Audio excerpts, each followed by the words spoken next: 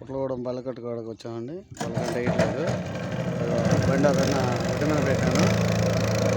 పడవలో నా దగ్గరికి వెళ్తున్నాను. ఇదిగోండి పడవ, వెళ్ళిపోతున్నాను.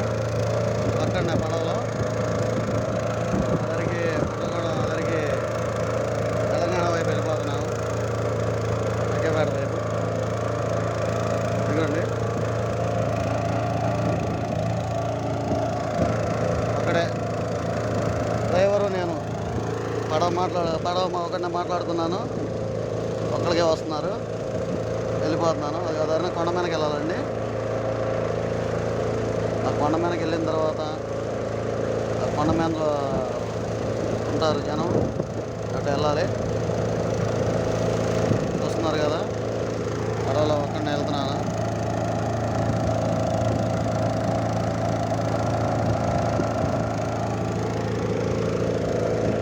ఒక్కడినే వెళ్తున్నానండి. ఒక్కడినే కొండకి ఎలా ఉందా ఏందో చూద్దామని వెళ్ళిపోతున్నాను.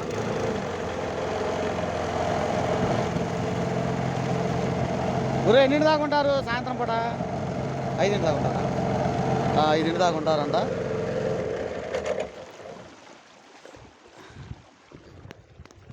ఎన్నింటి దాకా ఉంటావు? 5 దాకా ఉందాం అనుకుంటున్నా. ఉంటారు 5 దాకా?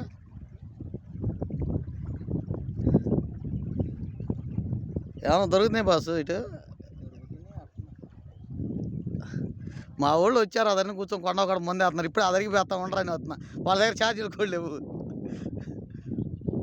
పొద్దునాలకు వద్దాం అనుకుని వస్తే ఇక్కడ అదన్నీ కూర్చొని ముందే వస్తా, లేకపోట్లా తెచ్చిన ఫుడ్ మొత్తం ముందర టచింగ్ పెట్టుకొని తింటున్నారు. వాటర్ బాటిల్ తీసుకొని తాగడానికి అన్న ఉంటే ఇలా పడి బయలుదేరాక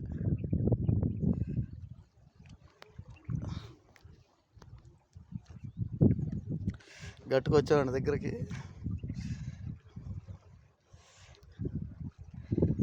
పైకి కొండెక్కాల, అదరి నుంచి దగ్గరికి వచ్చేసాం. అదన్న ఆటో ఎక్కడ కనపడుతుంది చూడండి.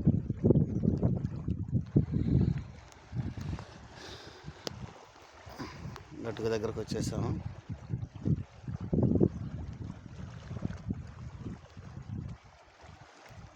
పొద్దున్నుంచి బల్లకట్ట వేయట్లేదనేప్పటికీ అదరిని ఆగిపోయారు వీళ్ళు. పడవలో ఉన్నాయని చెప్పినట్టు ఉదయాన్నే వచ్చేసేవాడిని.